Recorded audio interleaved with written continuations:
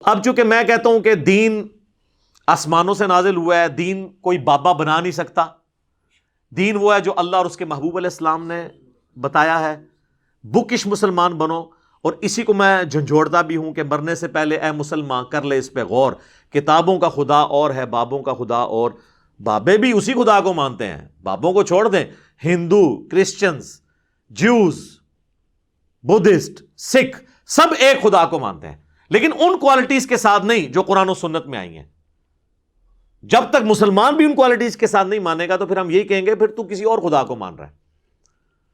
تو میں جب یہ بات کرتا ہوں تو اس کا مطلب ہے بکش مسلمان بنو۔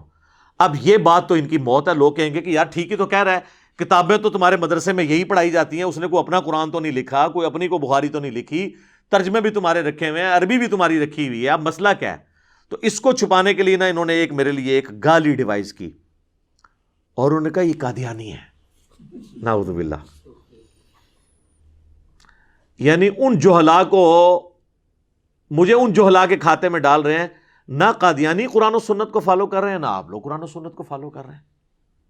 مجھے نہیں سمجھ آئی کہ جو قرآن و سنت کی بات کرے انہیں قادیانیوں کے کھاتے میں کیوں ڈالتے ہیں؟ وہ تو صوفیوں میں سے نکلا ہوا ایک فرقہ ہے جن کا کوئی لینا دینا نہیں کتاب و سنت کے ساتھ۔ کون سے حوالے؟ میری کتنی ویڈیو، سب سے زیادہ دنیا میں، یہ میرا چیلنج ہے، سب سے زیادہ دنیا میں جس کی ویڈیوز ہیں نا قادیانیوں کے خلاف، وہ میں ہوں۔ اور صرف ایک ہی بندہ ہے جس نے علمی رد کیا، باقی سب نے ادھر ادھر کی باتیں پکڑ کے رد کیا ہے۔ اور اللہ کے فضل سے بے شمار قادیانی ہیں جنہوں نے اسلام قبول کیا ہماری اس دعوت سے، لیکن چونکہ ہم نے چندہ اکٹھا نہیں کرنا ہوتا کہ پہلے ادھر سے لائیں، اور ایک قادیانی مسلمان ہو کے پہلے بریلویوں کے پلیٹ فارم سے آ کے کہتا ہے میں مسلمان ہوں اور میں بریلوی مسلمان ہو گیا ہوں، پھر کچھ عرصے بعد دیوبندیوں کے پاس جاتا ہے، ان کو کہتا ہے ہاں بھی تسی چندہ لے لیا جو 10% منو دیو، باقی تسی رکھ لو، چلو وہ سارے فرقوں میں جا کے میں مسلمان کیوں ہوا، پوری زندگی اس کے اوپر ہی وہ چندہ اکٹھا کرتا رہتا ہے۔ تو ہم نے جو یہ کرنا نہیں ہوتا، ہم نے تو اللہ سے اپنا اجر لینا ہے انشاءاللہ۔ تو یہ جو ہے نا وہ الزام لگا دیتے ہیں جی یہ قادیانیوں کا ماننے والا ہے۔ میرے بھائی میں تو چشتی رسول اللہ، اشرف علی تھانوی رسول اللہ کے اوپر گرفت کرتا ہوں، تو غلامت قادیانی دجال کی تو میرے ہاں کوئی حیثیت ہی نہیں ہے، حالانکہ آپ ان لوگوں کا دفاع کر رہے ہیں۔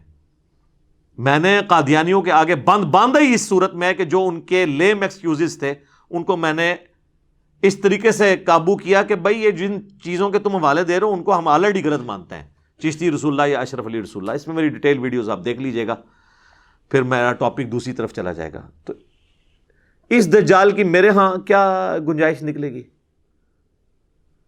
اور میری آؤٹ آف کانٹیکسٹ ویڈیوز کاٹ کے جی یہ کہتا ہے کہ جی وہ اگر قادیانی ہمیں مسلمان مان لیں تو ہم انہیں مسلمان مان لیں گے، تو اس کے آگے پیچھے میں نے کچھ نہیں کہا ہوگا؟ اس طرح تو آپ قرآن پہ بھی فتویٰ لگا دیں گے جی۔ قرآن میں سیم اسی ٹائپ کی ایک سٹیٹمنٹ ہے سورہ الزخرف میں، قل ان کان للرحمن ولد فانا اول العابدین، اے نبی فرما دو کہ بالفرض اگر اللہ کا کوئی بیٹا ہوتا سب سے پہلے میں اسے پوج رہا ہوتا۔ تو اس کا مطلب نبی الاسلام یہی کہہ رہے ہیں کہ اگر اللہ کا کوئی بیٹا ہوتا تو میں اسے پوج رہا ہوتا۔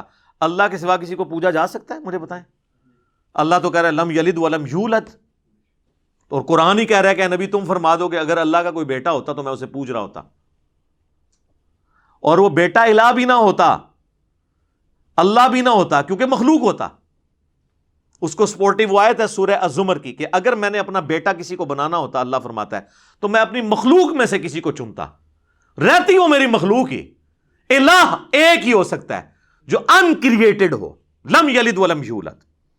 اللہ کوئی اور گاڈ بنائے گا بھی وہ مخلوق ہی ہوگی، لیکن یہ محال ہے، یہ محال اور مقدور کی بحثیں الگ ہیں، لیکن ہوگی وہ مخلوق۔ اور قرآن میں کہا جا رہا ہے نبی تم فرماؤ اگر اللہ کا کوئی بیٹا ہوتا تو میں اس کو پوج رہا ہوتا۔ تو اب آپ یہ کہیں گے کہ نبی علیہ السلام سے قرآن میں یہ اناؤنسمنٹ کروا دی گئی ہے کہ وہ، اسے کہا جاتا ہے عربی میں تعلیق بالمحال، یعنی جو محال چیز ہے اس کی مثال دے کر بات کو سمجھانا۔ اس کی ایک اور مثال ہے سورۃ الاعراف میں، اللہ تعالیٰ نے منافقین اور کافروں کے بارے میں فرمایا کہ یہ اس وقت تک جنت میں داخل نہیں ہوں گے جب تک کہ سوئی کے ناکے سے اونٹ نہ گزر جائے۔ یہ عرب کا ایک محاورہ تھا۔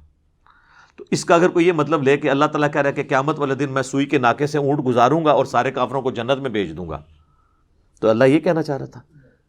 یا کوئی یہ کہے کہ یار اللہ تو گزار سکتا ہے، تو اس کا مطلب ہے یہ ناممکن ہے؟ بھائی اللہ ہمارے فریم آف ریفرنس میں بات کر رہا ہے کہ تمہارے اس ورلڈ میں جس طرح تم سوئی کے ناکے سے اونٹ نہیں گزار سکتے نا، یہ یعنی طے ہے بات، اس طرح یہ بات طے ہے کہ کبھی بھی کافر اور منافق جنت میں نہیں جائیں گے. اسے کہا جاتا ہے تعلیق بالمحال. یہ پیورلی علمی باتیں ہیں. اب یہ اکثر علماء کو تو پتہ نہیں ہوتی، لیکن جن کو پتہ ہوتی ہے وہ بھی مکاری کر رہے ہوتے ہیں، انہیں پتہ ہوتا ہے کہ یہ تعلیق بالمحال ہو رہی ہے. تو میں نے جملہ بولا تھا کہ جس کو وہ پیغمبر مان رہے ہیں میں اسے دجال سمجھتا ہوں، تو میں جب اس کو دجال کہہ رہا ہوں وہ پیغمبر مان رہے تو مجھے کیسے مسلمان سمجھیں گے؟ وہ اگر مجھے مسلمان مان لیں تو اس کا مطلب یہ ہے کہ ان نے جس کے بارے میں پیغمبری کلیم کیے وہ دجال ہے. یا اس کو دجال مانتے ہوئے بھی کوئی شخص رسول اللہ کا انکار کرے، کیا وہ مسلمان ہو سکتا ہے؟ تو ہم کسی سے کہہ سکتے ہیں کہ تم رسول اللہ کا انکار بھی کر لو تب بھی مسلمان رہو گے؟ کیونکہ ہم پتہ ہے ہم خود نہیں رہیں گے. تو میں نے ایک جملہ بولا تھا، اس کو کہا جاتا ہے تعلیق بالمحال.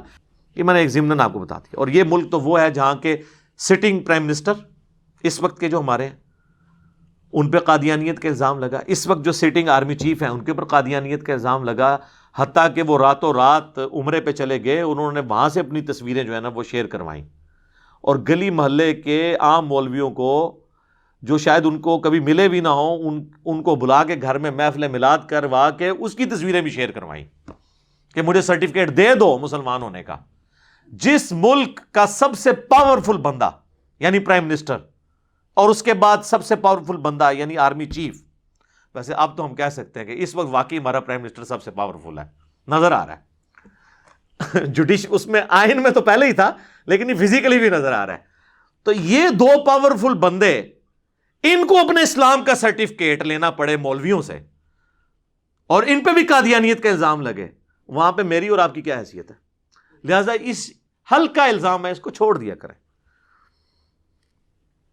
اچھا، اب جب کبھی بھی علماء کے پاس جا کے لوگ مسئلے جب پوچھتے ہیں نا، یہ کہتے ہیں جی یہ علماء سے متنفر کرواتا ہے. سر میں ہی تو کہتا ہوں علماء سے جا کے پوچھے نہیں، پوچھیں علماء سے، پوچھو انہوں کتنے لکھی یہ گل. میں بار بار کہتا ہوں فاسألوا اہل الذکر ان کنتم لا تعلمون، اگر تمہیں علم نہیں ہے تو اہل علم سے پوچھو.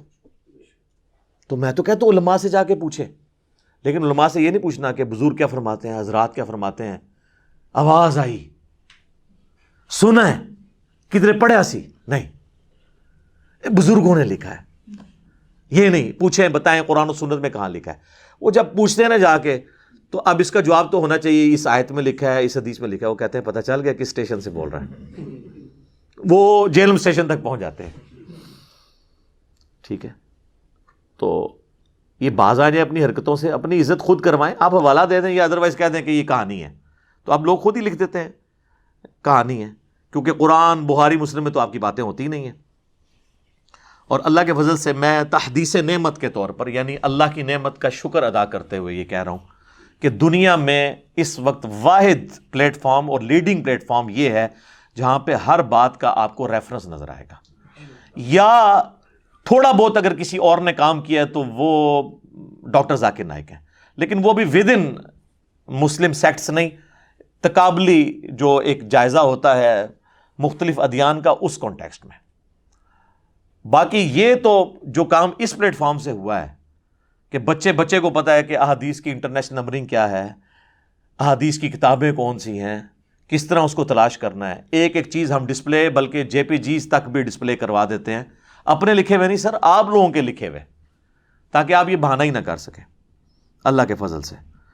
تو چونکہ میں دنیاوی طور پہ بھی ایک پڑھا لکھا آدمی ہوں، میکینیکل انجینئرنگ میں نے آنرز کے ساتھ کی ہوئی ہے، 19 گریڈ کا آفیسر ہوں میں، اور اللہ کے فضل سے ہمارا اور عوام الناس کا پڑھی لکھی جو ینگ جنریشن ہے اس کا کمیونیکیشن گیپ نہیں ہے. علماء کو تو عزت ہی نہیں دیتے، وہ کہتے ہیں اس بیچارے کو کیا پتا. اب فائنانس کا کوئی مسئلہ پوچھنے جائے تو علماء سے ذرا پوچھیں کہ ایکویٹی اور ڈیٹ میں کیا فرق ہے، تو پہلے آپ کو اس کو اردو بتانا پڑے گا، راس المال اور قرض، ٹھیک ہے نا. اور پھر جتنے ایشوز چل رہے ہیں وہ ان بیچاروں کو تو پتہ ہی نہیں. ابھی یہ جو ڈین گبسن کی ویڈیو آئی ہے، ڈین گبسن نے جو خانہ کعبے کے خلاف سازش کی ہے، دنیا میں کسی عالم کو توفیق نہیں تھی کہ وہ اس کا جواب دیتا. وہ جواب دیتے تو اس میں آل امیہ کی وہ چیزیں ماننی پڑنی تھی جو خانہ کعبہ کے اوپر انہوں نے بمباری کی تھی. تو انہوں نے اپنے بزرگوں کو بچانے کے لیے جو ہے وہ اس کا جواب نہیں. ویسے تو خیر کمپیٹنسی بھی نہیں تھی, تو کیا انہوں نے ریکارڈ کروانا ہے؟ یہ کچھ بھی ریکارڈ نہیں کروا سکتے جب تک حسینی نہ ہو جائیں. یہ ذہن میں رکھیے گا. کربلا آپ کو ہانٹ کرے گی, ہر جگہ آئے گی. جو مرضی آپ کر لیں, اس سے آپ بھاگ نہیں سکتے. اور آل امیہ کو آپ کو کنڈیم کرنا پڑے گا, جو مرضی کر لیں آپ. تو جب علماء سے لوگ جا کے مسئلہ پوچھتے ہیں نا کدھر لکھا ہے, وہ کہتے ہیں پتہ چل گیا کس اسٹیشن سے, اور ان کو تو کچھ نہیں کہتے ہیں. چھوٹے موٹے بچے ہوں تو ان کو ڈانٹ دیتے ہیں. بہرحال میرے خلاف کلپ بنا کے میرے اوپر غصہ نکالنا شروع کر دیتے ہیں. تو مجھے بتائیں, جہاں پہ لاکھوں لوگ, لاکھوں علماء کے ناک میں دم کیے ہوئے ہوں, تو لاکھوں علماء کا غصہ اس ایک بندے پر, تو پھر بندہ تو ہے نا جی, جینون ہے, وہ لاجیکل ہے. کیونکہ جب جواب نہیں ہے, جواب ہو تو وہ فوراً ایکسیپٹ کر لیں. لیکن میں آپ کو بتاؤں, یہاں پہ کئی علماء بھی آتے ہیں, لیکن ہم ان کو کیمرے میں نہیں دکھاتے, جو اللہ کے فضل سے اپنے مسجد کے ساتھ جو ایڈجسٹنٹ کمرہ ہے اس کی کنڈی لگا کے ہماری ویڈیوز دیکھ رہے ہوتے ہیں آل اوور دا ورلڈ, تمام فرقوں میں. وہ ضرورت نہیں مجھے بتانے کی. تو ہم تمام مکاتب فکر کے علماء اور ان بزرگوں کا احترام کرتے ہیں جو ہماری کتابوں کو مانیں. کہتے ہیں نا یہ بابوں کو نہیں مانتا, ہم ہر اس بابے کو مانتے ہیں, اور اس کی جوتیاں ہمارے سروں کا تاج جو ہماری ان کتابوں کو مان لے, اور جو ہماری ان کتابوں کا دشمن ہے, حالانکہ عزت اس نے کتابوں کی وجہ سے ویل کی تھی.